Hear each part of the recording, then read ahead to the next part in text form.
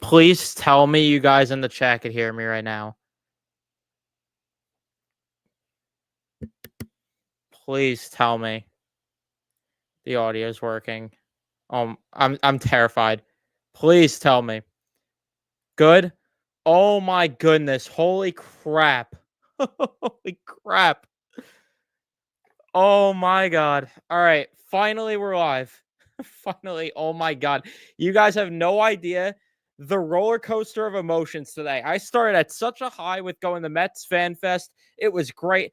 Had a great time there. And then all of a sudden, I come back. The Will Borgen extension happens. I'm about to go live for it, and my computer breaks. So then I had to go get it fixed, and it's still not fixed. It's going to take a couple of days for it to get fixed. So now I'm streaming from the laptop. It took me forever to set everything up on the laptop. Now we're here. We're finally here. And I didn't know if the mic was going to work or not. I don't know if the camera's good. It might be a bit laggy, but bear with me with the stream. I do apologize.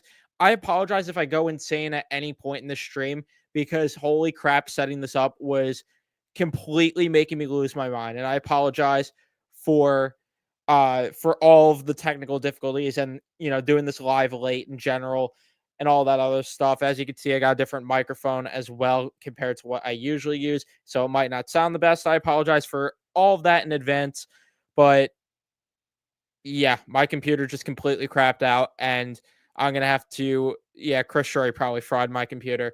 I'm gonna have to figure out a way to get that fixed, or if not, I'm gonna have to get a new computer, which would really suck because that's a lot of money there. But whatever it may be, it will be at this point. So yeah, because at the end of the day, I need to do this for the streaming. But regardless, enough about me, enough about my computer. Let's talk about why you guys are here. Will Borgen. Will Borgen gets an extension, and it is a 5-year extension where he will be making a annual average salary of 4.1. I wish it was 1.4. I'm gonna stumble over my words a lot tonight. I'm losing it, man. But either way, yeah, 4.1 million for 5 years for Will Borgen, who they acquired a couple weeks ago for Capo Caco. And honestly, I'm going to be honest here. I don't love the deal. I don't. And the instant reaction when I said it, you would think that I called Will Borgen like the worst thing in the world. You would think that I called that contract the worst thing to ever exist. But that's just not the case because I'm not going to sit here and lose my mind and throw things. I'm not going to go absolutely crazy over this. I think it's an overpay. I think the term is very steep. But at the end of the day, I'm not going to sit here and be entirely pissed off. I still felt the route the Rangers should have went, and I've stood by this for a couple of weeks now. The Rangers should be cashing in on what they could get for Will Borgen at the deadline, because imagine they got what they did for Capo Caco and then flipped Will Borgen to get like a first-round pick or a second-round pick, a conditional second that could turn into a first-round pick. Imagine they went the route of that, selling off at the deadline, but then, of course, this team started playing better hockey. Will Borgen being a part of that, I'm not going to dispute that. However, I don't love the idea of paying a guy just because of what he's done the first 20 games. I want to take everyone back for a second. When the Rangers first got Will Borgen, what were we all saying on the live streams? What were we all saying on Twitter? What were all of our opinions? I want everybody to type in the chat right now. What did you initially think of Will Borgen? And do not lie. Do not lie and say, oh, I loved the acquisition. Because I remember when they acquired Will Borgen, everyone was losing their damn minds and saying, well, they need a body on defense. And that was what my reaction was. It was just, all right, they need a body on defense right now. 20 games have gone by. And now all of a sudden, this entire fan base and the front office did a complete 180. And again, he's playing good here. There is no doubt about it. I have actually really liked Will Borgen's play outside of the first 5 games here. But the past 15, whatever amount of games it's been, I've liked Will Borgen. But you don't rush to sign a guy to an extension after just a few good games. To me, that's a little bit rushed. And to me, Capo Caco is playing well in the first 15 to 20 games. Why not just extend Caco at the beginning of the season if you're going to sign a guy for what he did in a small sample size?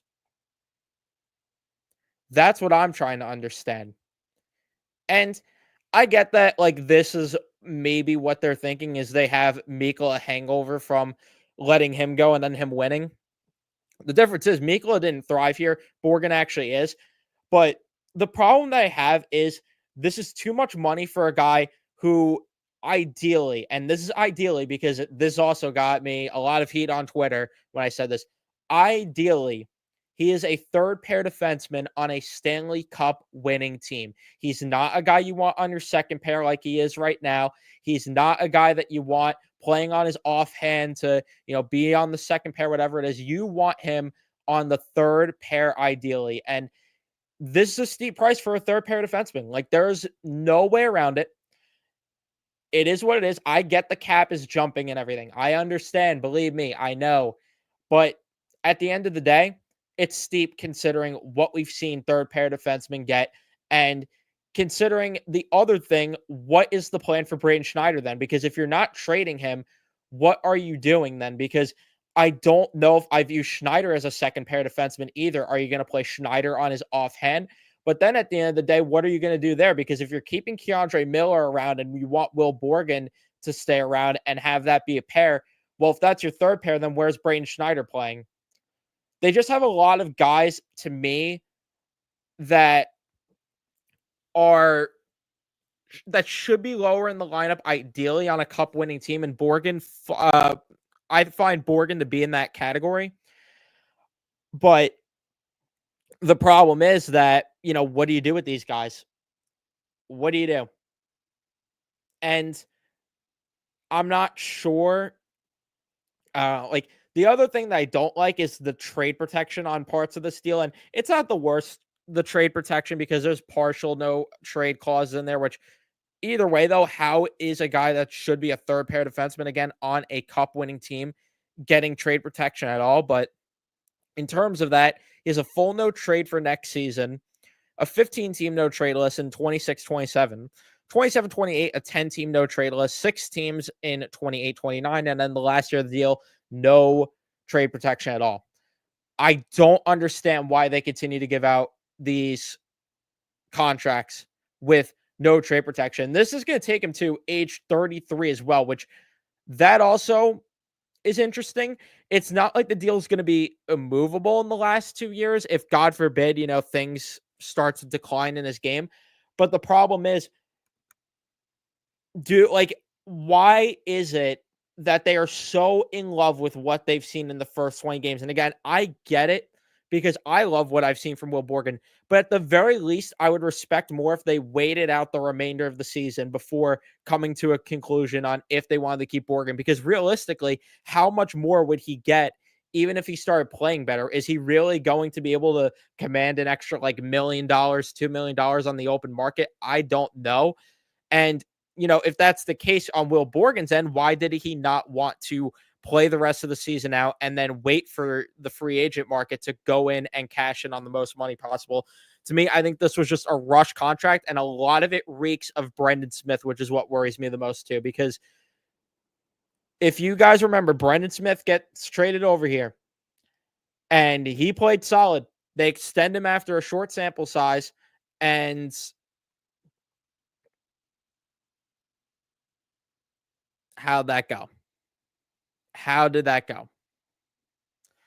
This is the only positive I could agree with, that Ryan Lindgren's not coming back then, because they still have to revamp the decor, and you cannot have Ryan Lindgren around if you're trying to revamp the decor and then also give Will Borgen that contract, because you would most likely have gave Ryan Lindgren that deal after this upcoming one if anyone was going to get it, but obviously not. Clearly, they have other plans with him. So that's the only positive I can take away from this, as I'm trying to pull up Puckpedia right now because Cap Wages did not have the extension in this.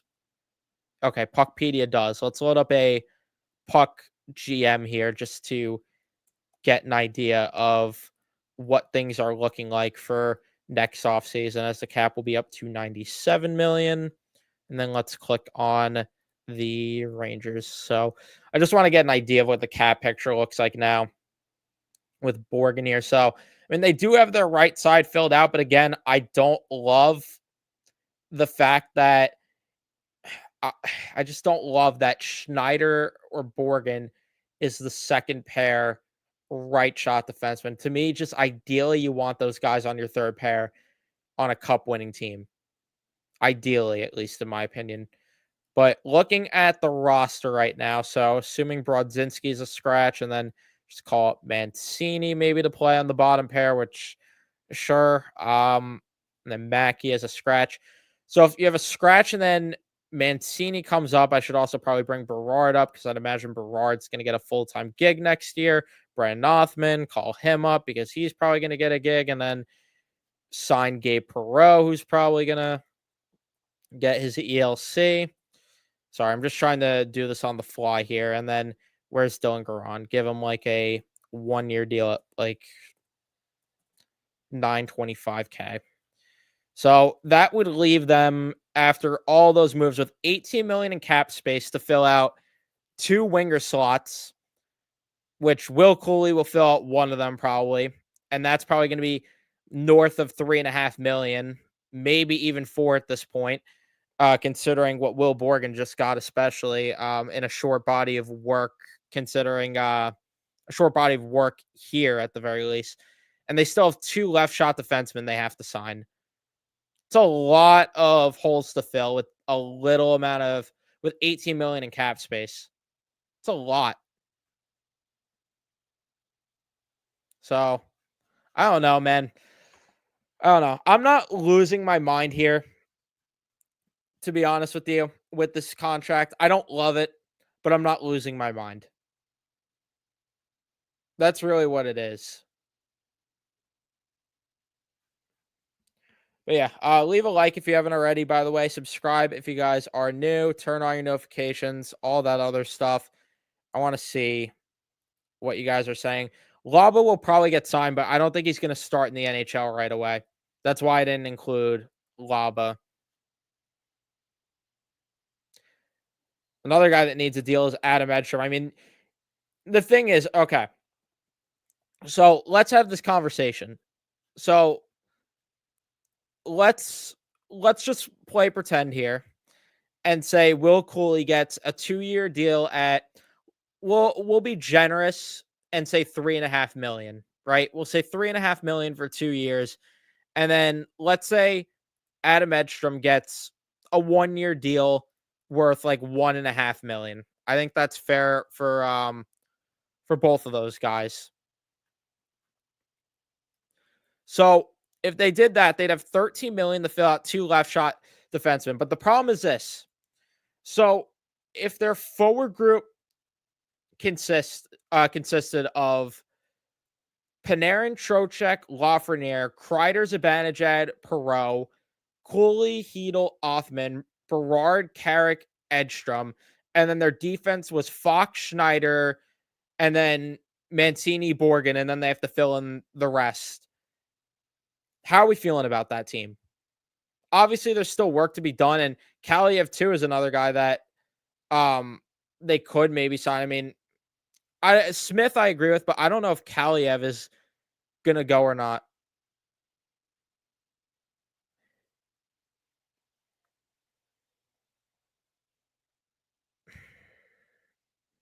I mean, this is true, but we know that that's not realistic, man. Like, if they were able to move Zibanejad and Kreider this offseason, that would be the ultimate we could retool this roster. But let's be realistic here. You're probably moving one of them at most. And then you know what? We should even play pretend further here because this team is so obsessed with the idea of getting JT Miller. So let's throw in Sakura. Let's throw in Phil Pedal. Let's throw in a draft pick since that was rumored in the deal. And let's throw in another prospect here for JT Miller. Let's just do the rumored package. Pretend JT Miller's here now, right? Then all of a sudden, your cap is down to 9.9 million, and you have JT Miller on that second line with Cooley and Perreault, and then your third line's Kreider, Zibanejad, Othman. I don't know, man. There's still a lot of work to do with the defense. And that's if they feel comfortable with Mancini, by the way. Because if they don't, then they're going to have to sign another veteran.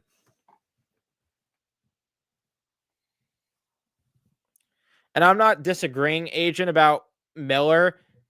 The thing is that they're targeting him. That's the only reason I'm saying it.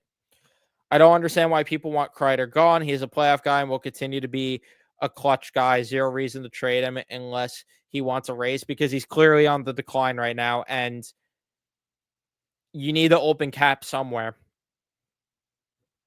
Where else are you opening cap? Because if the roster that I just said to you, and even if you want to swap Hedel with JT Miller, so if the roster next year was Panarin, Trocheck, Laugh, Cooley, Miller, Gabe, Kreider, Zibanejad, Othman, Berard, Carrick, Edstrom, they have to fill in 2 left shot D-men, Fox, Schneider, Borgen on the right, and then Mancini on the bottom pair at 9.9 million to add 2 defensemen. Does that scream to you a cup roster?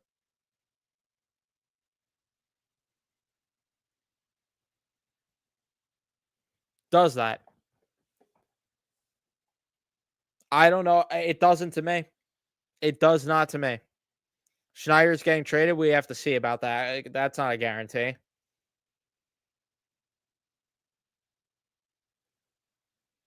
I mean, if Schneider gets traded, that would make more sense for this contract. That would make a lot more sense for this contract, because then Borgen could actually be on the third pair, which is where he should be on a cup winning team, like I said.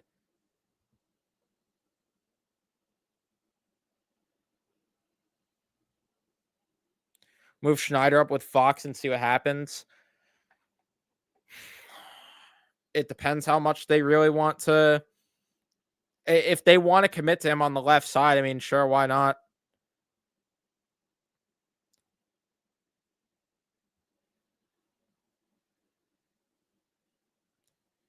Yeah, to retool, they have to move a few of those guys, Gavin, whether it's Kreider, Mika, Schneider, Hedel.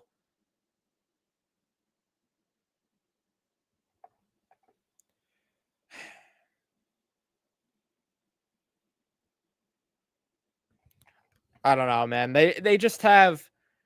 I just am so lost right now. I'm just so lost with this team and where they want to go. I really am. And I agree with this. Like, I don't love the amount of years on Borgen at all. I really do not. Considering the fact that, like I said before, it's just like, I agree, you gotta wait for a larger sample size, and I just don't get how you get rid of Barclay Goodrow because of his term and the higher AAV, and he was a depth player, and then you give a guy that could be, again, he's outperforming right now expectations. I am not denying that with Will Borgen. But what if he regresses back to the mean? What if he regresses back to what he was when they traded for him?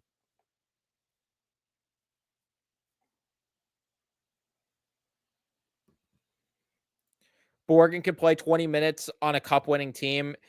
No, I can't agree with that, man. I don't know about that one. I've liked what Borgen has done. No, man, no. What could I ask you again? Can I ask everyone in the chat again now that more people are here? Everybody tell me, what did you guys think of Will Borgen when the Rangers acquired him? Tell me in the chat what you guys thought of him again. Or if you didn't type it before, tell me now. What did you guys think of Will Borgen when the Rangers acquired him? We got who in the chat? Who? Two who's. I had no idea who he was. Exactly. Wasn't happy. This is my point. Who is this? This is exactly my point. That's all we got. Underwhelmed, not worth Kako. This is exactly my point here of how much I feel this signing is a knee jerk reaction.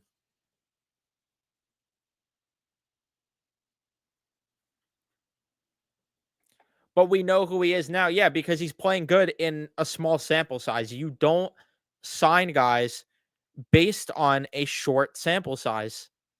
That's what got them in trouble with Brendan Smith. It's exactly what did.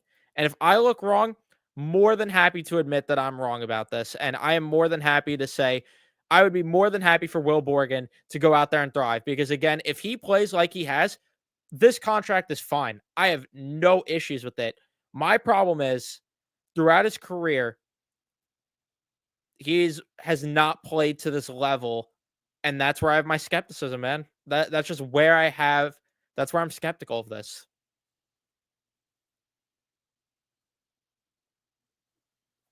Thought it was a low risk trade. If he plays well, you could flip him for assets. If he's bad, then you could let him walk. Never did an extension cross my mind. There's just a trigger happy extension. This is my point. Yeah. It's just way too trigger happy.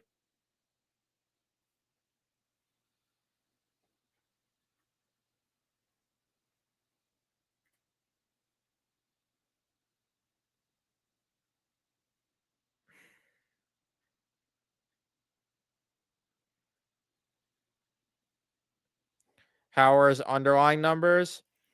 His underlying numbers were garbage and they have got better since he's came here. But again, how much is the short sample size enough to say, you know what? This is it now.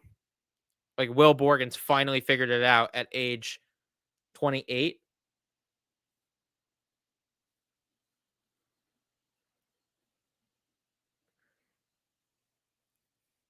That's my thing. I just think this is a little rushed. I would have liked to have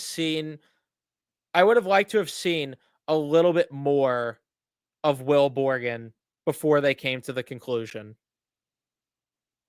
Because like I said before, what if he regresses back to the mean?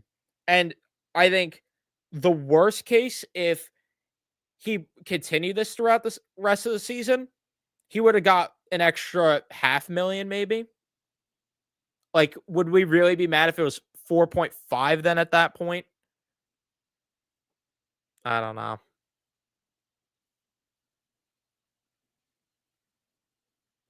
I feel like this is also the Rangers trying to save face from the fact that they dumped off Kako for him. I think that correlates to this a little bit. I really think it does. Because Borgen's been playing well. He has an opportunity to shut the fans up by extending Borgen because of his good play, make the Kako trade look salvageable, and now we're here. And it's just like this is the other thing that is weird to me. How come he's being so caught, or how come usually Drury tends to be cautious, but with this, he was so trigger happy and like he felt like it had to be done now. That's what I'm trying to understand because this does not align one bit with what Drury has done. Usually he takes the complete opposite approach where he's a little too cautious for my likings and then he ends up shooting himself in the foot for it. So I don't know if this is him trying to be the opposite way now or what it is, but I don't know. I have no clue at all.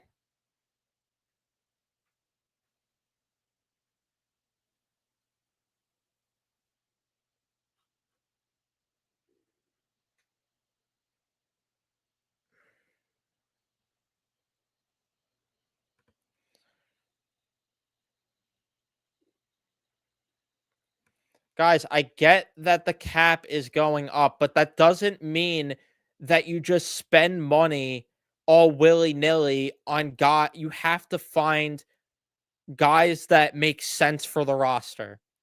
Those are two completely different things. Because if they were giving this money, hell, if they were giving 5 million, and let's say Will Borgen was this. If Will Borgen plays like this for all 5 years of the contract, what we've seen in the past 15 to 20 games, fine. I agree with you guys. I completely agree that it's fine, the contract. But they need help on the second pair. And is Will Borgen, in everybody's eyes, I want to know, do you guys envision Will Borgen being a second pair defenseman on a Stanley Cup winning team? Does he? Because where is Schneider playing then? Unless you move him. And if you think Borgen is that good and it could be a second pair guy on a cup winning team, all right, then I can't change your mind there. I can't. And sure, maybe you could argue this with the cap going up, but like I mentioned before, what is happening with Schneider? What is happening with Schneider then? Because at that point, move Schneider. You're not giving him the time of day. And to me, I view him the same way as I do Borgen. I view him as a third pair right shot D-man on a cup winning team. And if you're not going to trade Schneider, this doesn't make sense to me. It does not at all. And it is risky considering it's been 20 games. And yeah, this is exactly it. We've seen this is a perfect point. We see Keandre Miller every single season. It's peaks and valleys with him. Peaks and valleys with Keandre Miller, where one half of the season he looks like a tire fire. The other half he looks solid and looks like he's a legit second pair defenseman. It's Jekyll and Hyde. And that's what I was saying before. That it reeks of saving face with the Kako trade. As my camera just went out there. I don't know if you guys could even hear me right now. You guys could still hear me, right? I'm going to try to fix my camera here. Hang on, guys. You guys can hear me? All right, let me try to fix my camera quickly. I apologize for all the issues today, which if you're listening on audio, thankfully, you don't have to worry one bit about the camera issues at all. Why? Because thankfully for you, I now offer audio versions of these podcasts. You could listen to me wherever you want, whenever you want. If you feel like listening in the car, if you feel like, going on a nice run, pop your AirPods in, listen to me scream in your ear. Go ahead. You can take me on the go now. There we go. Fixed it. But yeah. You can take me on the go now. On audio. So Apple Podcasts, Spotify, whatever your podcasting platform is, go ahead. Leave a rating and review. And again, I don't know if the mic quality is garbage or not. So this might sound bad on audio, and I apologize if it does, but we're working with it. We're working with what we got today, because if you weren't here earlier in the stream, although if you're listening on audio, but if you weren't here earlier in the stream, my computer broke today, so I'm resorting to the laptop, resorting to the backup equipment for this one, going to the B equipment, going to the B team for today. until my computer is fixed. But yeah, let me see what else you guys are saying in the chat before I wrap it up, just because it is getting late and I got to be up a little bit early tomorrow morning, which I am excited for tomorrow. Which I do want to throw out there as well. If you guys are looking for my post game coverage after the stream, or after the game, if you're looking for my post game coverage, that will not be probably until a little bit later on in the afternoon slash night, because I will be watching football. So I'm not going to be able to come on to the stream right away, or come on stream right away, unless we have a record breaking game time and this game is over at a miracle pace, which that will not happen. So I will unfortunately not be able to give you guys coverage right after the game. So I apologize for that in advance, but I will do my best to get the stream going as soon as possible tomorrow, of course. What are my thoughts on the Rangers going after Byram to fill one of the spots? I don't think that's happening. Why? Because apparently the Buffalo Sabres are in on Elias Pettersson, because of course they would be. And the Rangers, why would they? But in terms of that, Bowen Byram's a guy that would go the other way in that type of deal. Like, there's not a doubt in my mind that Buffalo would move. I mean, Byram, or maybe they move Power. I don't know, man. If that point you're not moving both of them, so one of Power or Byram would probably go the other way in that deal, and then you're probably looking at like Dylan Cousins going in that deal as well, with another prospect and some draft picks. Buffalo should be all over that, man. That fan base needs it. That fan base needs an Elias Pettersson. Forgot about us for a second. That team needs an Elias Pettersson. That fan base needs one.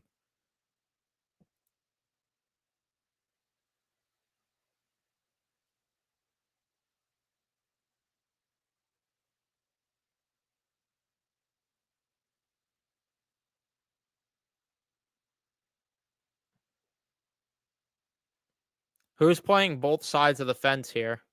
I don't know what you're referring to with that one. I don't know if you're talking to me or someone in the chat, but who's playing both sides of the fence?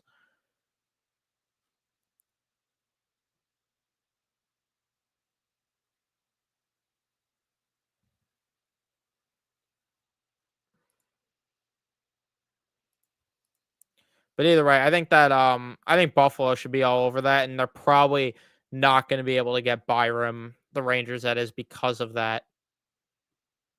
I would love for Byram to be a Ranger, but again, I don't see it. I don't, because of that. But if they don't land Elias Pettersson, then the conversation could open up again.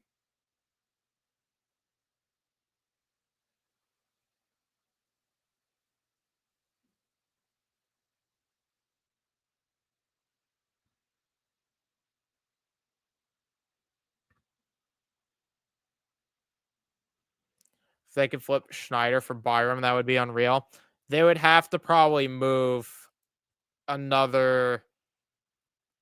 The Rangers would probably have to attach another piece to that deal, but I would still do it.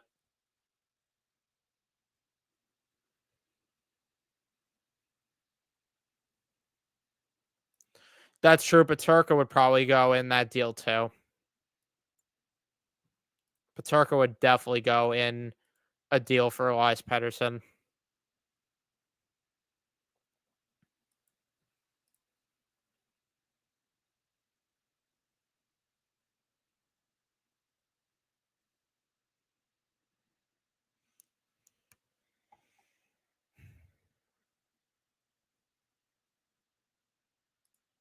Yeah, I know. Drury wouldn't make a big swing.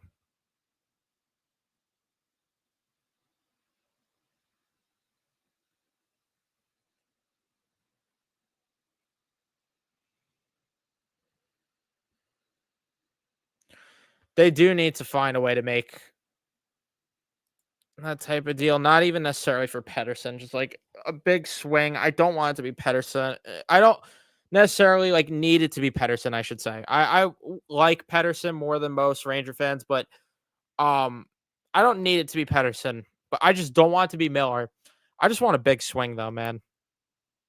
Just want them to take a big swing at someone. The problem is I don't know who else is available besides those two. That's really what the issue is here. And that's yeah, I don't know who else is available at all. The only way that like any of that could change is if things go so south in Detroit to the point where they have to make like a shakeup with one of their guys, like a Raymond or a Larkin. And I don't know what it would take to get to that point, but unless it got to that,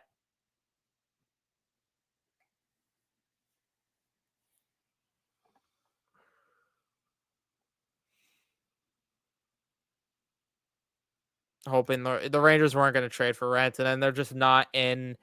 They're not in the spot to do it. They unfortunately weren't. Last year, I will continue to harp on it because I truly believe in my hearts of heart, my heart of hearts, whatever the saying is. I truly believe if the Rangers go all in last year at the trade deadline, they win the Stanley Cup. Truly believe that. I know there wasn't a Rantanen available, but if they took a big swing last year at the deadline, I really believe Gensel would be one of those guys. And I'm talking more than just Gensel. I'm talking Jake Gensel, and I'm talking like a big time defenseman and like one other forward. Not being afraid to make the move you have to. One, you put Trouba on LTIR to be able to open up the cap for that.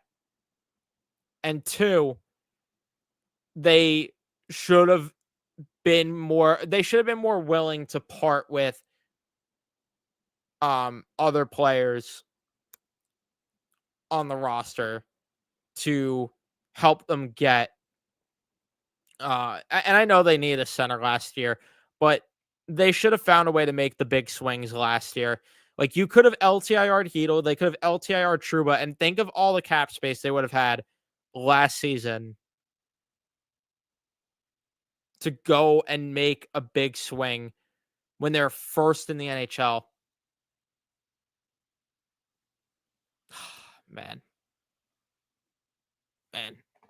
I can't get over it. I truly can't just because I will never not believe that last year if they went all in, like if they did, they would have won. I'm sorry. I will never be convinced otherwise. I just will not. And this is the problem that they should have struck when the iron was hot, and now they're trying to like salvage what they didn't do last year. Like if they truly wanted JT Miller that badly, why didn't they why didn't they get him 2, 3 years ago? Like, I get that they loved Schneider and thought highly of him, but you move Braden Schneider for JT Miller in 2022 because then you're at least getting prime years of JT Miller to where I could look at that and say, wow, the window is as good as it gets, and you have JT Miller for the next however many years. Like, imagine they had JT Miller for then,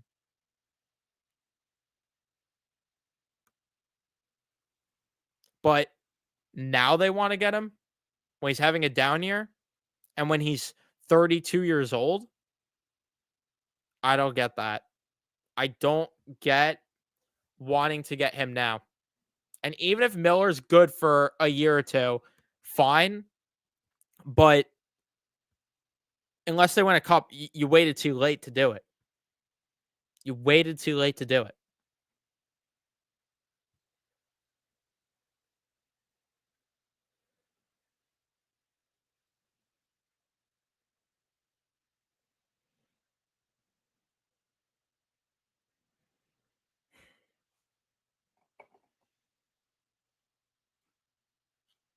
That's just my opinion, at least. I think that if they were just willing to part with Schneider in 2022, and that true, like if the rumors are true, that is that would have got it done. I don't know. They win at least one of the years they get to the conference finals. Probably more likely last year because I don't think Colorado was losing that year that they went to the cup.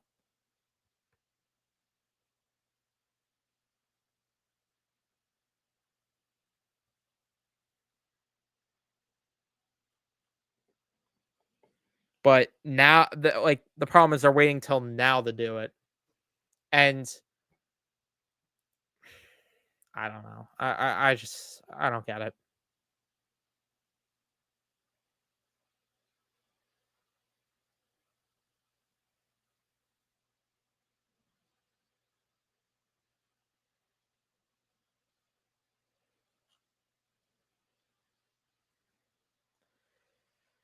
Name the last team that made a big swing that led to them winning a Stanley Cup. The Florida Panthers, who retooled their roster after winning a President's Trophy, and it changed their entire identity, getting Matthew Tkachuk in that locker room, and they won a Stanley Cup. You have the Vegas Golden Knights, who traded one of their original players and one of their better leaders, and not only leaders, but one of their top six forwards to go and get Jack Eichel.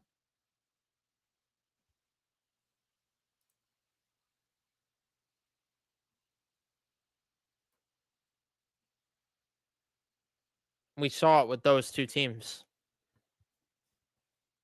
We just saw it with the past two cup winners.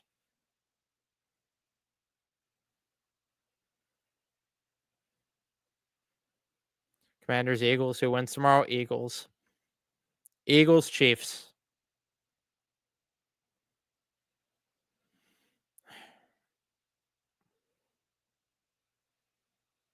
Okay, sure. If you want to say it wasn't just Kachuk, fine, but Kachuk played such a huge factor in that.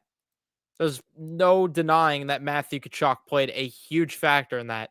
They do not get to the cup finals that first season with him if he's not there. They do not get to the finals that year.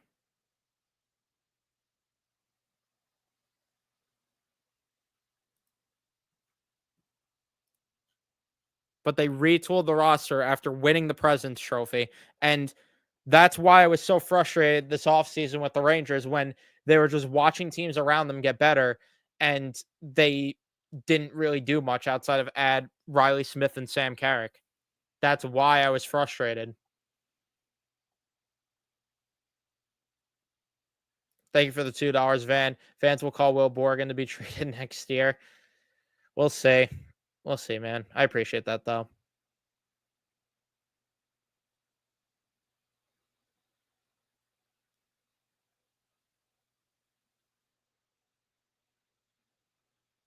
Yeah, I mean, they were willing to do what a lot of teams wouldn't have done. Like, who else would have made that type of swing after winning the President's Trophy?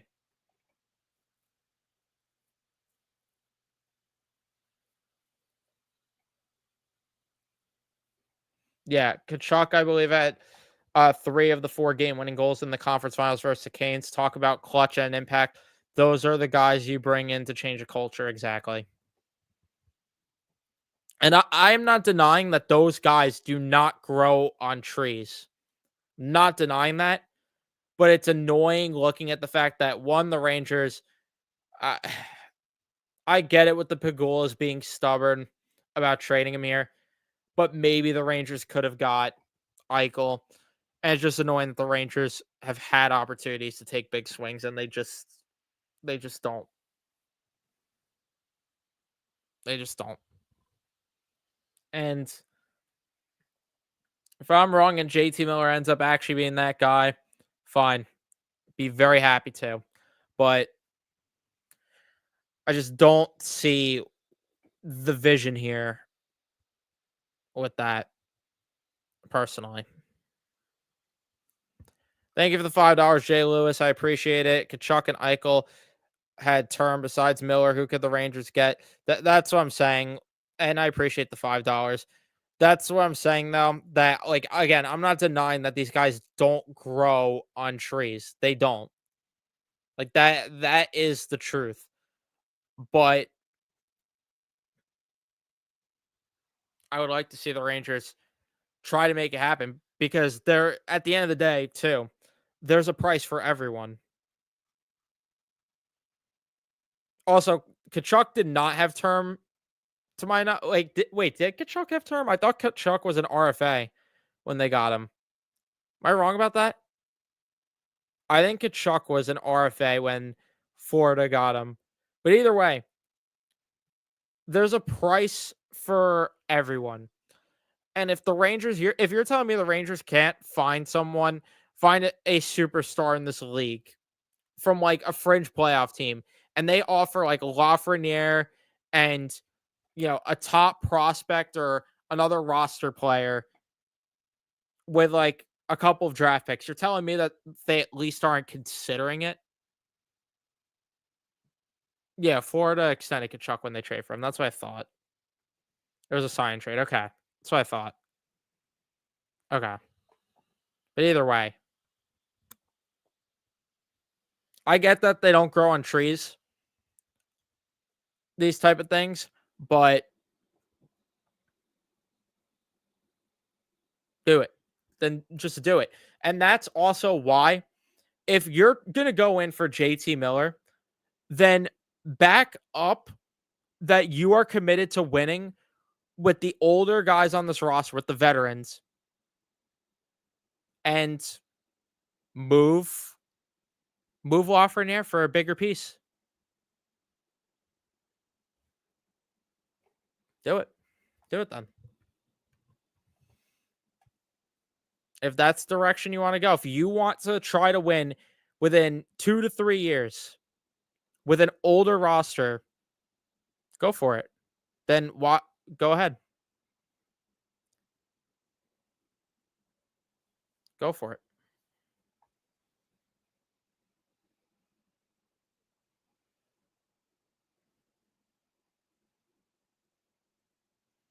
Yeah, Kachuk also won back-to-back games in OT against Boston. Yeah. All right, guys. I am going to wrap it up here. I just realized I'm going way over time than what I usually do. But that is going to be it for me. Thank you guys so much for tuning in and watching. Do not forget to leave a like if you haven't already. Don't forget to subscribe. Turn on your notifications so you know when I upload or go live on the channel. And I'll see you guys in the next one.